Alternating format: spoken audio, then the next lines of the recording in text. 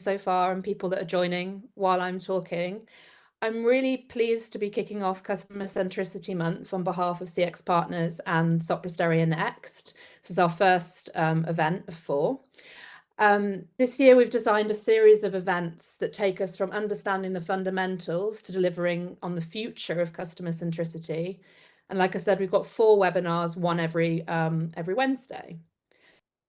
This morning, we're starting with a talk from Giles Colburn from CX Partners and Soprasteria Next and Molly Stevens from Booking.com. And they're going to be looking to the future of innovation and design in 2025 based on their conversations with design leaders in large organizations. I saw you pop up there, Molly. Don't worry, I'll turn your camera back on in a minute when you start talking. But yeah, it's a pleasure to introduce them both. In a moment, I'll hand over to Giles and Molly to kick off. But first, I just have a few housekeeping things to share. So I wanted to flag that if you would like to turn on closed captions, you can find that in the bottom left corner. I wanted to let you know that this is a one-way webinar, so no one can see you or hear you, which is always good. But you can ask questions using Slido. You can find a button for that at the bottom right of your screen. And you can ask questions with your name or you can ask them anonymously. So please just ask them whenever you want to. And at the end, I'll pop back and I'll ask your questions, or as many as we can, to Molly and Giles. So without further ado, Giles, over to you to talk, please. Thanks very much, Sophie. So we're kicking off Customer Centricity Month with a look at innovation and design in 2025. And to do that, we've looked at the state of innovation and design really through 2 lenses. First of all, we've gone back to CX Partners' customer centricity model and looked at the latest results that we've gathered from our survey of over 250 scale organizations across Europe into the degree of customer centricity. But we've also been talking to design leaders, people who lead design teams in large organizations right across the UK, to understand a bit of narrative about what's going on in their organizations and how they see customer centricity and customer centric thinking playing out over 2025. If we were going to measure the mood at the moment, I'd say people are a little bit down in the mouth. It's been a difficult time. I think after the boom that came straight after the pandemic, when a lot of large organizations really invested in completing the digital transformation that the pandemic had forced upon them, there's been a cutback on some of those digital transformation initiatives, and design teams have found themselves under some pressure. You speak to design teams right across not just the UK, but Europe and the United States, and you'll find that some senior leaders have moved out. The design teams are being tasked with new directions that they've not been used to. You can see that both in the results from our customer centricity model and also from the conversations that we've had with design leaders. And while that might seem a little worrying at the moment, I think fundamentally there's some important things that we as people working in design and innovation and the organizations that we work for, trying to get the best out of our teams, need to learn. And that actually it means that there's a return to some important fundamentals that really mean organizations are going to get better value out of those teams. Our customer centricity model outputs as a key output a maturity level for organizations. So right there at the bottom, organizations that have a low level of maturity really have little interest in listening to customers. I mean, I'm sure they say they do, but when you look at the systems that they have, when you look at the roles that they have, when you look at the culture of the organization, it doesn't put that front and center. And as a result, new services can often have a very rocky start. Organizations at level 2 have individuals, small groups, little islands of expertise and practice, but that's not done in a joined up systematic way. And very often you find that customers need high levels of support. Organizations at the middle level of maturity have teams in place, and they have structures in place, and maybe even processes in place. And as a result, they're able to deliver what I'd call a good enough customer experience. Most products are usable, but maybe there's less emphasis on differentiating. The organizations at the high end of the maturity scale take a more systematic approach, and their products either rank highly or they're famous for their customer experience. And when we look at the data that we've been gathering from these large European enterprises, what we find is that today most organizations are in that sort of mid-level of maturity. So only about 2% of organizations are down there at maturity level 1. 51% have created design teams and have got process and structure in place. But what's really interesting for me is that when you compare this graph, which is very much like a kind of a normal distribution curve, with the results that we see, the gains that organizations get from customer centricity, those gains are not evenly distributed. So what we found with our initial customer centricity survey is that organizations at the high levels of maturity grow faster. They have higher levels of employee satisfaction, and they're also able to implement change radically faster than organizations at the low end of maturity. When we compared those outcomes to the maturity levels, what we found is that actually those outcomes really only crystallize above 4.5 in order to see that high growth, that high level of employee satisfaction, and that ability to change quickly. You need to be scoring above a 4.5. So, and yet most organizations seem to have stalled almost at level 3.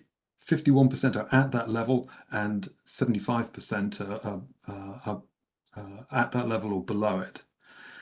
So what's going on? You'd think that all organizations would therefore want to get to the very highest levels. But I think one of the things that seems to be happening is that organizations almost reach this plateau and then stop. Part of that is structural.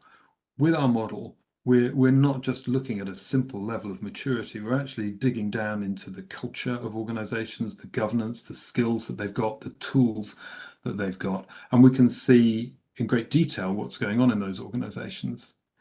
When you look at organizations that are at the high level of maturity, there is a big difference, and that difference is not just that they have often quite large design teams, which you'll find at organizations at level 3, but they also have the management processes, that the governance that exists outside of that innovation and design team enables the organization to integrate innovation and design much better into its operations.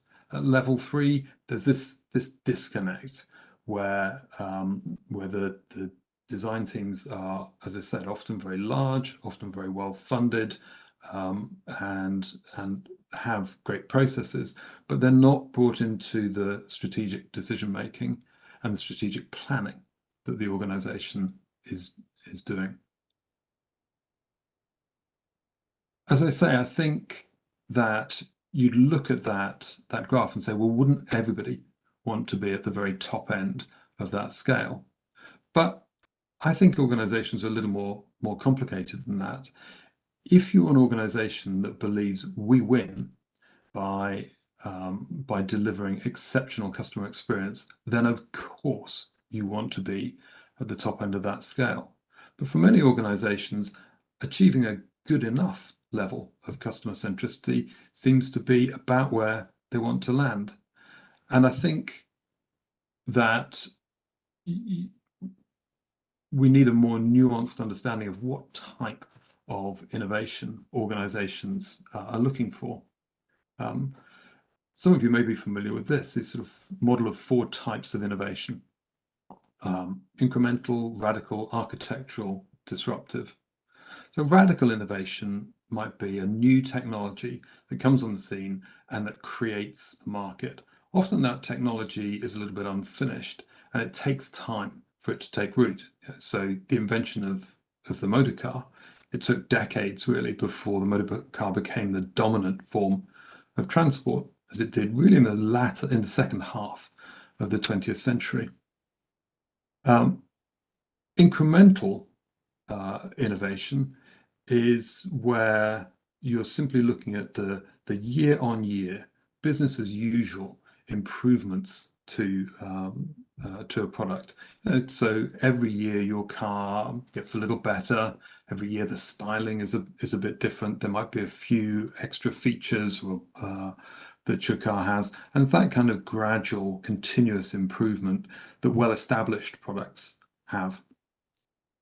Architectural innovation is a significant improvement and the kind of thing that you might see coming into a product to sustain its place in the market. So, for instance, shifting to electric cars, or perhaps the automated driver aids that are starting to appear in cars that automate braking, that automate lane control, and take a lot of the driving tasks away from the driver. And a disruptive innovation would be something that a new technology or business model that comes along and changes a market. So, for instance, Uber coming along and changing the way that people use taxis, and perhaps the way that people use cars as a whole.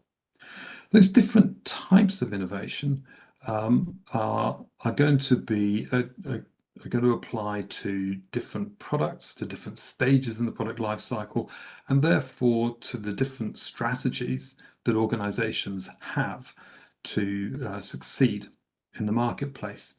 And for a lot of organizations, what they're looking to do with many of their products is to sustain their position in the market, either by launching these kind of architectural improvements or incremental improvements.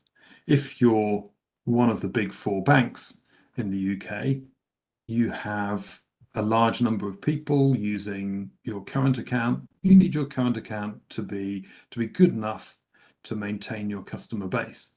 If you're a challenger bank, a Starling Bank or a Monzo, you absolutely need to break through, and you need to be radically better. You need to be 10 times better than the opposition. So you're going to go for a high customer maturity culture in order to deliver that kind of innovation. I think one of the things that firms are starting to recognize is that they don't need that type of disruptive or radical innovation across the board. Maybe where they're being disrupted by somebody else, maybe where they're looking at launching a completely new product, they need those sorts of things. But in a lot of cases, they're looking for more incremental levels of innovation. Those results that we saw in the customer centricity survey were borne out in our conversations with design leaders. A lot of organizations feel like this right now, and not just in design. It's a tricky time. The cost of living crisis, the economic pressures that have come from recent high inflation and energy disruptions have meant that a lot of firms have been putting a lot of pressure, not just on their design and innovation teams, but on other areas of the business. Nevertheless, those challenges that innovation and design teams are facing are real. And when we spoke to design leaders, we recognized in the conversations that we had with them some of the things that we've been seeing in the customer centricity story. I think one of the things that's changed over the last 15 years or so is that the overall state of and understanding of digital design has improved tremendously. You look back 20 years to some of the first online banks, and you'd use those, and it would be hard to get even basic tasks done. You'd often find that it was just difficult doing the basics, and that's because creating a digital self-serve online bank, online voter registration system, online store, those were new things that people hadn't really done before and hadn't seen before. And so organizations were had to invent a great deal about what a great customer experience looked like. Therefore, design teams, human-centered design teams, could create a lot of value just solving some of the basic problems. You look at today, you're very unlikely to come across an online form which is just impossible to fill in. That wasn't the case 20 years ago. And part of that is because everyone is so used to seeing good forms that even non-designers can design an okay form to start off with. So we've solved a lot of everyday problems, and that means that the places where there's real value in having real expertise brought to bear are perhaps rather fewer. That's certainly reflected in the conversations that we had with design leaders, where the successful design leaders, the design leaders who are seeing that their teams were continuing to grow and their teams were avoiding being cut, had started to shift from that low value work, or work that had become low value because many of the problems have been solved, to higher value work. So where 20 years ago you would see teams working on interfaces, now those teams are finding themselves retasked and looking at strategic problems. So one organization we spoke to had trained their software development teams to do the kind of everyday user testing, user research, and we're getting their design team to look at problems of strategy. And they were finding things like when they spoke to customers about how they used the store, the retail store that they were working for, that in this sporting goods store, more than half the customers never played any sport whatsoever. Insights like that brought into business strategy are extremely valuable. They say something about what the brand should be, what the merchandising should be, what the store layout should be, where stores should be located. Taking those insights and placing them into strategy decision making is high value work, and that's where the team had been divesting itself of the kind of the UI UX design work in order to move into strategy. One of the other trends that we saw was the increasing use of automation, increasing interest in automation around customer experience and customer centricity. And I think it's really important that people in customer centric teams own that conversation about automation. Because if you don't own that conversation, then automation may be done to you. There are an awful lot of firms out there that are looking at their customer experience teams and saying, well, how can we improve efficiency? And I think there's some legitimate places to do that. There's an awful lot that tools such as AI-based tools can do to improve and enhance workflow. And the danger is that somebody from outside of the team starts to make decisions about what should be automated and how. I think there are some things where you're going to look at those tools and say they're promising, but they're not yet ready for mainstream. Some places where you're going to say those tools will absolutely help us to improve the efficiency of our work. And there's some things that I think should never be automated. So I see out there that there are tools that are promising synthetic humans, that they're going to use large language models and AIs to replace the need to talk to actual customers for customer insights. And I think that's the kind of thing that needs to be resisted. It's dangerous because fundamentally it's no longer customer centricity. It's machine simulation centricity. So there's a philosophical objection to it, and in particular at those high value strategic levels of insight and innovation, it's the surprising things that you learn from customers about their real lives, their everyday lives, that that turn out to be high value. If you own the conversation around automation, you can make sure that tools are being brought in when they're ready for prime time, when they're going to do, you can plan for the kinds of changes in your team and the ways in which you need to redeploy, and you can avoid those kind of philosophical and moral missteps that happen if you automate the wrong sorts of things. One of the big differences, I think, between teams that were thriving when we spoke to design leaders and teams that have found themselves under pressure was around measurement. And one of the things that I found was a lot of teams had lost contact with the idea of measuring the outcomes of their work, and it turned out to be so important. It wasn't just the fact that measurement was happening. It was the fact that the customer-centric teams were taking responsibility for that measurement. So we spoke to one team working in a retail organization, and retail is perhaps one of the easiest places to measure customer centricity. It's pretty straightforward. People come into a digital store, they go through that digital store, and if you've got the customer experience right, more of the people who come in will leave having bought something.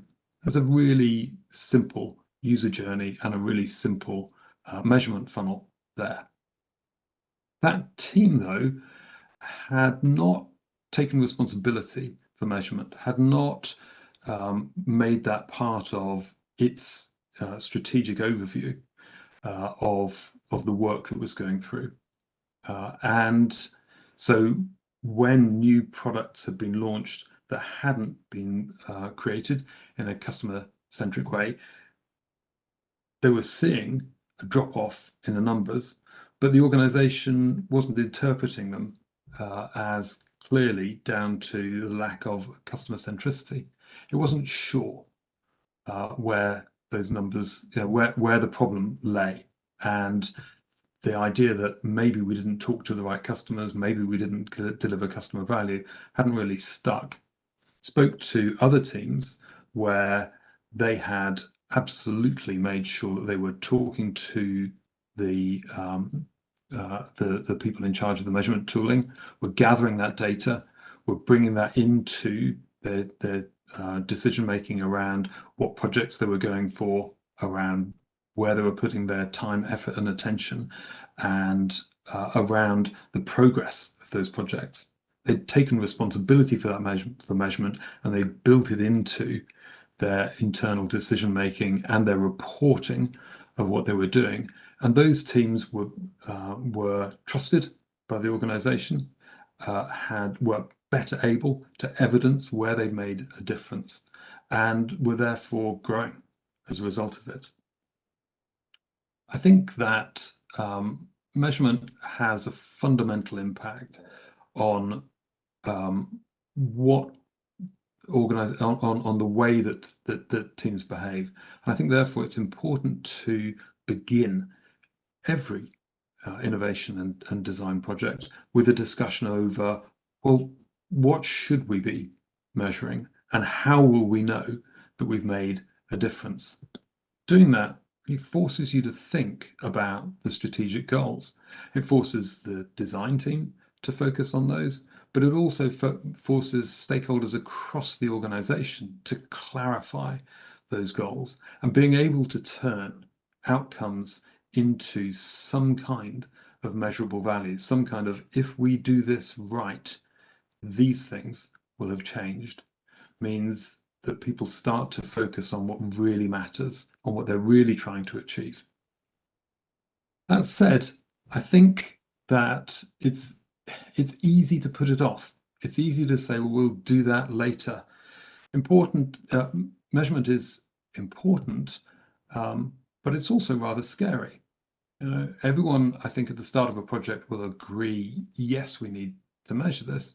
But as you get closer and closer to the point where you're going to release it, even if you know that you've been doing everything right, even if you know that you've been building a body of evidence-based decisions and that you're heading to something that seems to be working better in testing, there's a difference between that and going live. And the moment when you go live, it's the moment when it feels like your neck is on the block. Measurement absolutely brings that into focus. And so what I see is that the closer and closer you get to launch, the less and less keen people are to open the box and see what's in the measurement box. It's scary. And of course, it's not urgent. The day-to-day decision-making on projects feels urgent. What is David doing today? How are we going to involve Sarah in this thing tomorrow? Those things feel like they're urgent. And the measurement, or maybe that can wait. But it can't wait. If you don't do it and you don't consider it at the start of a project, it's very easy for a project to go off track. So finding that desire, that focus, is not a simple thing. And yet it seems to be one of the big differentiators in our conversations with design leaders between the teams that were thriving and the teams that were finding themselves under extreme pressure. Customer centricity still makes a difference then. Nothing has changed fundamentally to say, oh, now there is nothing that that customer-centered processes, that user-centered design can do to improve an organization. It still matters. But I think we're at a point when organizations don't need a one-size-fits-all approach. They need to think about what type of innovation do we need on which products. They need that team culture and organizational culture to be tuned to the right places. They need the innovation and the high value work to be absolutely targeted, and we need teams to make sure that they're evidenced on the work that makes a difference and showing that it makes a difference. I think those are the key points that we found in our review of the customer centricity model and our conversations with design teams. Understand what type of innovation you need. Focus on rare problems, valuable expertise, places where you can really add value. Make sure that you're owning the conversation about automation. Make sure that you're automating the right things, in other words, and take responsibility for measurement. Don't expect that somebody else will do it or that it's an incidental. For me then, 2025 needs to be a year of getting back to the fundamentals, of focusing on value and taking responsibility for measurement. But our context is one in which AI is dominating discussions of digital innovation. It feels like we're starting to operate in a new era of digital innovation. Our guest, Molly Stevens, Senior Director of User Experience at Booking.com, has been thinking about the questions we face in the practice of user experience and the interactions that UXs need to deliver. So Molly, over to you. How can we start thinking about that problem?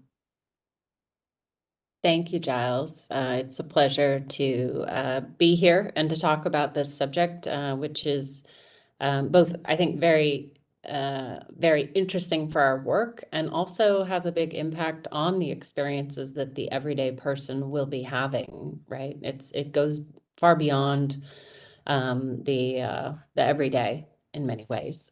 So some of the things that I've been thinking about lately, and I've been talking about with my team, is about looking at our past.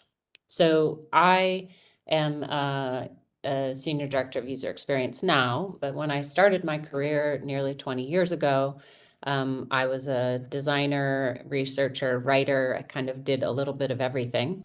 And since then, I've worked at Google, Uber, and now Booking.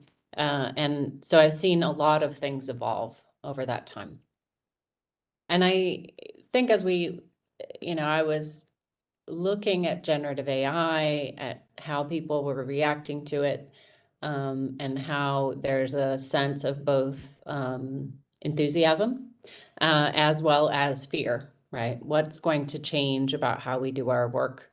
And I was reminded that my mother often talks about and used to talk about how when computers first came to be, and they were going to be in offices, and there were all these things that they were going to change, right? People were promised a 30-hour work week, that work itself would revolutionize, things would change, people would have a lot more time, free time, etc. As one of the things that was talked about, and we didn't really see that, right? The changes in technology led to changes in jobs. And one of those jobs that developed from computers was the job we have now, right? If we think back to when computers first became more personal computers, right? They evolved. We see that the technology itself was there, but what we had to do was develop the roles and the capabilities to make it more customer experience led, and make a positive customer experience.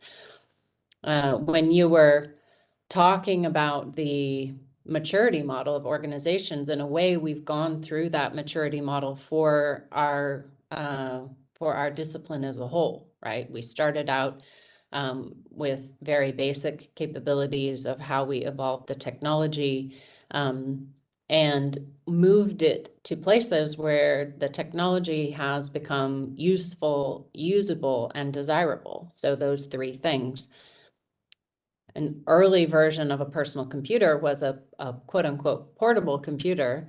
It was developed in the early 80s, and it weighed about 13 kilos. And it had a 5.5-inch screen, and all of the memory was on floppy disks. And while that was potentially useful, I don't think you could qualify that as usable and desirable in many cases. And so over the 25 years that followed that, Apple developed the MacBook and the additional kind of portable computer, and ultimately got us to the iPhone. And the development of that technology took folks who work in customer experience, who know about human capabilities, who can look at those unique problems as you described, and also answered kind of the basic questions, or the things that we now know are more basic, right? Solving those everyday problems. One analogy that comes to mind is, if you're building a house now, let's say you're making renovations to your house, we don't really say whether or not what a door looks like, right? Or stairs or windows, the roof of the house. These are the standard structures. So what you are refining are the precise elements around those pieces in your house. And I think we're moving towards a place in design, or have been, at least till generative AI, moving towards a place in the design of the customer experience where there's a more robust expectations on how that design will look, will feel, how people will engage with it. And so those unique problems or those new upcoming unique technologies are going to be the places where we should put most of our time and energy. So, I think to summarize, our field of user experience, of customer experience, and companies that embrace that will be pivotal in moving us to this modern world with generative AI, with AR, VR, so artificial reality, virtual reality, etc., in making them truly useful, usable, and desirable. Because sometimes I think right now generative AI might be in the useful category. Sometimes it can be useful. I don't think it's quite hit that niche, right? Where it fits into something where you're like, ooh, I really have to have that. That will really help me. And the people who can help do that are the ones who will work closely with humans, with understanding them and with bridging that gap for us. So that is one of the things that I've been thinking. That is a kind of, I would say, like a storybook of what I've been thinking about lately and how I think that customer experience could be influenced by folks who work in our areas and by companies who invest in that as the next evolution of where we're headed. So I'd love to have a discussion about that and see if there's any questions from the audience as well. Thank you, Molly and Giles. That's great. So much to think about in what you just shared. I've selfishly have loads of my own questions. And I think, Molly, you're so right about this discussion being so relevant now. I guess it's kind of blown my mind because not only for us in our design practice, but also our experiences as users and customers of things, but also our own jobs and how our jobs might evolve. So before I go to the attendee Q&A, I guess on the topic of our own jobs, Giles, I've got a quick question for you. You say that a lot of common digital customer experience problems have been, I suppose, solved. Are you saying there's no role then for customer centricity in business as usual activities? Giles, we can't hear you. It's happened again. Hopefully this is a quick fix. If not, Molly, I might get you to share your thoughts on that. In fact, I'll do that. Okay. Is that all right? So yeah, is there no role for, customer centricity and the business as usual stuff that I guess as designers we've been supporting with for a long time now? I absolutely think there is some role in there. What I do think we're going to see is it will continue to evolve, right? As the technologies become more capable of doing some basic capabilities, those roles will change. So for instance, we recently were testing out a system where you give it a description of what you're trying to build, and generative AI will build you a prototype. Now, a designer will not necessarily take that prototype as is to the next level, but they could show it to a customer, get feedback, show it to the team, get feedback, and then use that then to evolve what they're getting to next, right? And so I don't think that there's no role, because to create that, you have to have knowledge of the customer experience. You have to be able to build the prompt well. You have to put the context around what the customer is trying to accomplish. But our roles are going to shift in some ways, much away from some of the kind of direct making to some of the decision making and context setting for tools that will do more of the making for us, if that makes sense. So it's not that I don't think there aren't going to be any roles, but I do think they're going to evolve. And if we think about our roles now, certainly the role I have now didn't exist when I started college, right? And so for us to imagine that our roles would stay the same is also a bit short-sighted. under the circumstances, because we wouldn't be here if roles didn't change. Yeah, I think that's completely the case, and I think, you know, at a scale level, you know, at an organizational level, what to take your analogy about house building, Molly, you know, everyone now knows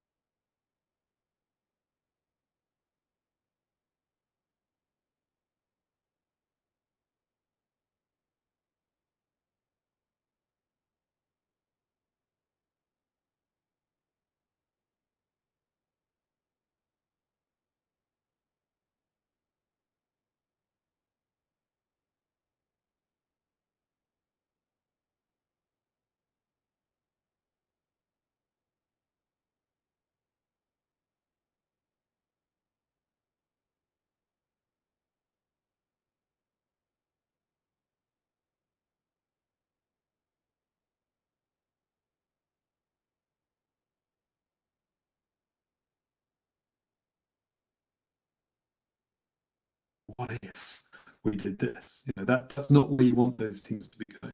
So you need to recognize what is the type of problem to solve, what is the type of customer experience design innovation practice that we need here, and whereabouts should we be focusing those different skills, you know, and to take, you know, to have a team of 100 people working on business as usual increments to a scale service, and to do that efficiently and effectively, that is a complex, interesting problem to solve, and there's interesting work to be done there. And it's very different from having a skunkworks team of 10 people saying, I wonder if we could ... Different types of skills, different types of organization, still, you know, valuable, but in different ways to the organization. So still problems to solve, but an evolution of those problems and what we're doing around them. Thank you very much. Right, I'm going to go to some questions from the chat. There's an easy one that I can take first. So Tristan's asked whether this will be available to download afterwards. Yes, it absolutely will. We also have a lot of questions, so any that we can't get to, we will circulate answers to them, but I'll do my best to cover as many as we can. So to kick that off, we've got quite a few questions around measurements. Giles, I might go to you on these. I think the top two questions there can probably be grouped, so let me give that a go. So there's one question which is, what's your advice around aspects of customer experience that are hard to measure? Should we ignore them? It's hard to measure, really the same as not valuable. And then connected to that, someone said, do you have any tips for handling measurement when there's a lack of existing benchmark data? So sort of another kind of challenge. Yeah, two slightly different challenges there.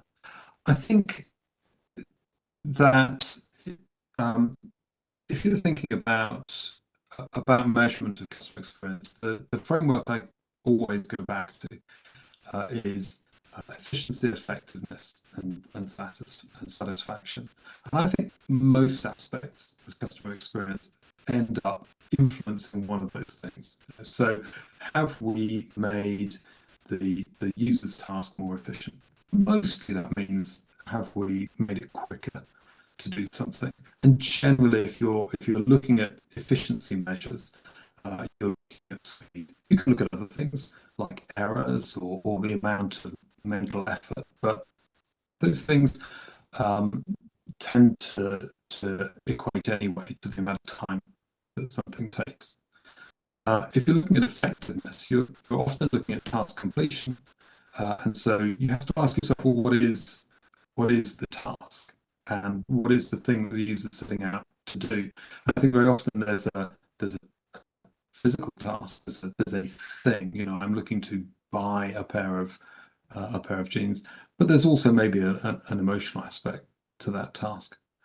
That tends, though, to spill into the satisfaction aspect. How does the user feel about this?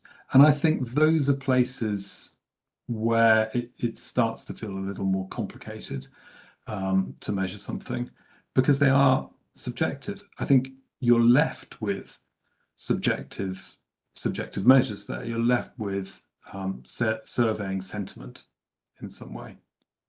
What's really interesting as you build up a body of knowledge is that you start to be able to align that sentiment with business value. And I think when we say something's hard to measure, I think often what we mean is it's hard to convert the customer really likes this into, well, what does that mean for business profit? And making that connection takes time. We work with one organization that had built up over a number of years customer satisfaction at various points in the user journey, and it was mapping that data to renewals, to subscription renewals. By the time it had several years worth of data from thousands of customers, it was able to determine the amount of pent-up demand that there was. If we could achieve 100% satisfaction rating across every single touch point, we would get to this level of subscription renewal. But that kind of complex modeling is specific to an organization, and it takes time to build up that level of data. It's possible to measure anything. Mapping those measurements to business outcomes takes a concerted effort. And I think that goes back to my point about sometimes measurement feels a little bit scary or difficult and takes time. Does that answer your question? I will speak on behalf of the person that asked and say I think it does. Just while we're on the topic of measurement, briefly then, do you have any tips for handling measurement when there's a lack of existing benchmark data, Giles? Yes, measurement requires benchmark data, and I think that's one of the reasons I say it's important to do it at the start of a project.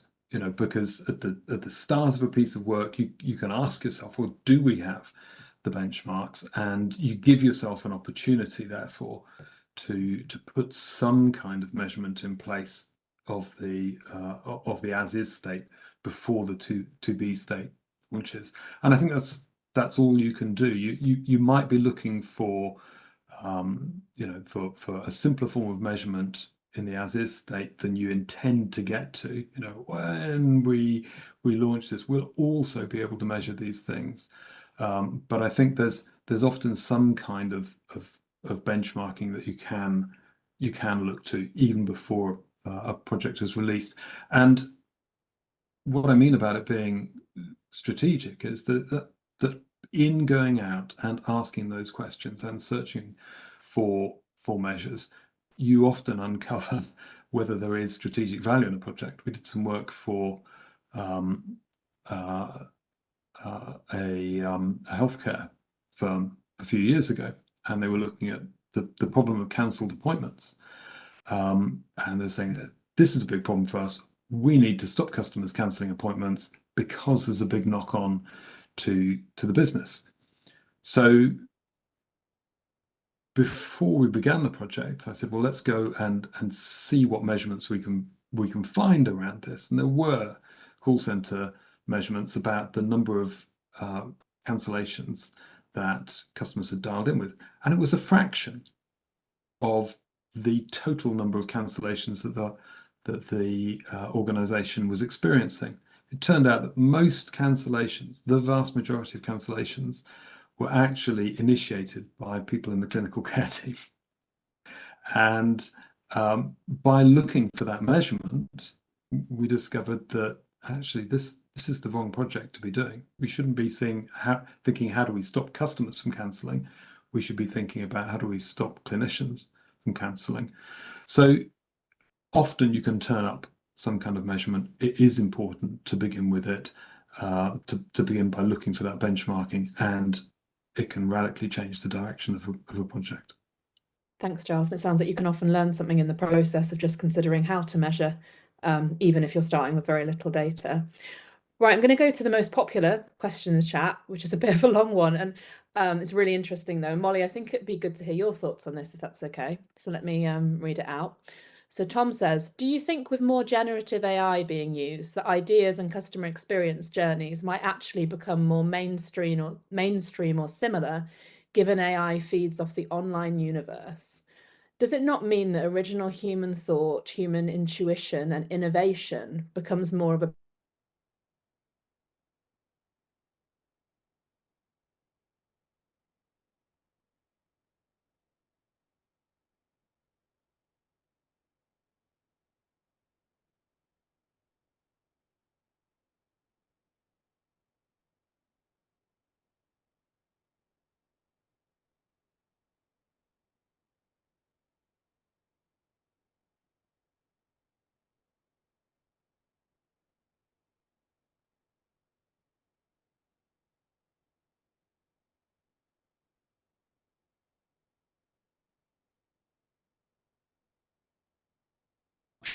opportunities to really figure out if this is the right direction to go and are we headed in the right way.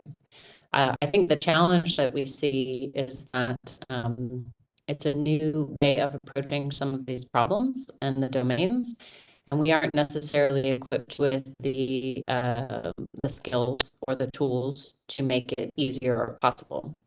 An example I have read about was there was an article in the Harvard Business Review talking about the use of generative AI during brainstorming. And they gave out, they had several teams who were using generative AI for brainstorming.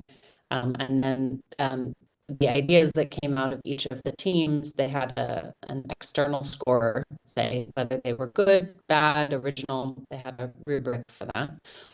And what they found was that the teams who used generative AI for brainstorming had fewer bad ideas, but more average ideas.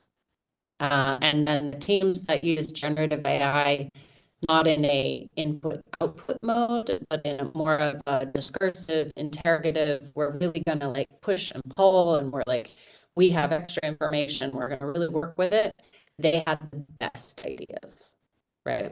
So I think if we think about it, it's the idea of, are we just, taking what it gives us and running with it, and kind of doing this basic input-output kind of situation?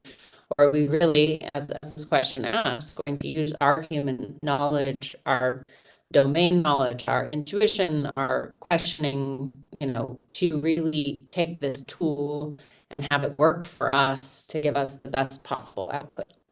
And so I do think it's going to be very interesting if we compare it maybe to some of the online tools where you develop websites and they all kind of look very similar and they're basic and they do the basic things that you need, right? Those are fine and they serve a purpose.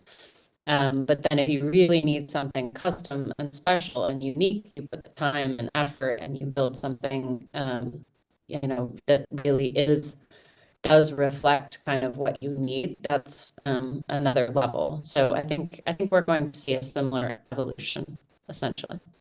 So interesting that the best ideas came from that collaboration with AI rather than one or the other in isolation. Thank you, Molly. I'm keeping an eye on time, and I think we maybe have time for one more question, just so we're not really rushed. And then, like I said, we'll share answers to the others. I think I'd be most interested to hear answers to this one, maybe starting with you, Molly, and then we'll finish with Giles. Where are the interesting areas of innovation in design in 2025? What should we be looking out for? So I think there's three main things that are popping up for us quite a bit. So one is obviously generative AI and how can we take large amounts of data and knowledge and turn it into something that's more accessible and for customers. So for example, at Booking, we've recently launched a product in some markets called Smart Filters. So instead of us having a set of fixed filters for every set of searches, We can use information from reviews and other things that we've gotten to create a custom filter if someone's looking for something unique. If we know that it's in the data for that particular hotel or accommodation, we can actually pull it up as a way of filtering the data. So it's super useful. And that leads then also naturally to personalized experiences. So we think that there will be a lot more personalized experiences in the coming years where the system knows about your intent and what you're trying to accomplish, and data that you have given it can be used then to customize the experience. And then I think that the natural next step from that, which I also am very excited about, is a lot more inclusive design and accessible design, right? If we have tools that are able to give the right information to the right person at the right time, that will be for a much wider variety of needs and capabilities for our customers. So I'm very excited about those three. Thank you, Molly. That's great. Giles, what would you add? I have nothing to add. I mean, the word I wrote down was personalization, and I think so. I'd echo what Molly says. I think, you know, since way back in the 1990s, when I was first working on digital experience, that idea of, you know, one-to-one marketing, one-to-one experience was put out there. I think what generative AI enables us to do is to deliver one-to-one experience at a reasonable price point. And I think the challenges then are about making sure that we do that in a way which respects people's privacy and respects people's individuality. And if we do that, then those experiences will be accepted and embraced, and they will be valuable and delightful. And if we don't do that, we will end up with, you know, dreary, distanced, ineffective experiences that people come to hate, and that's really the value of the kind of the great insight, you know, that Molly was talking about in her previous answer. That's where you need really thoughtful, intelligent people understanding, caring about the customer, making sure that those right decisions are made. That's the value we add. That's the difference that we create for businesses and for organizations. Thank you, Giles. Well, let's end on that positive note and hope that the care we can all put into the design process will mean that, yeah, experiences are not dreary and bleak and all of the other adjectives that you've used there. I feel filled with optimism about the potential. Oh, yeah. Yeah, Giles, Molly, thank you so much for kicking off Customer Centricity Month with me with your talk. Everyone else will share a recording of the talk, and we'll also share answers to the questions that we didn't get to, because there's some really good ones there to go through. Thank you very much. Have a nice day. Thank you, everyone.